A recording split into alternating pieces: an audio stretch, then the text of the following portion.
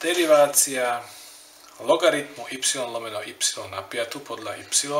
Máme tu podiel funkcií, takže ten derivujeme podľa pravidla pre podiel. Napred prvú zderivujeme, druhú necháme, takže dostávame 1 lomeno y krát y na 5 mínus.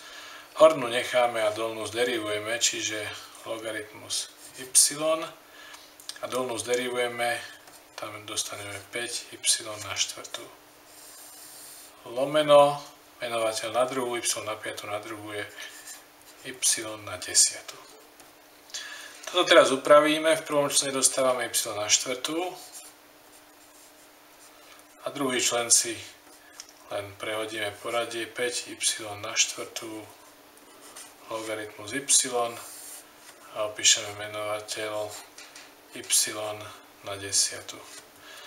A tu môžeme čitateľa aj menovateľa krátiť y na 4, takže nakoniec dostaneme 1 mínus 5 krát logaritmus y lomeno y na 6.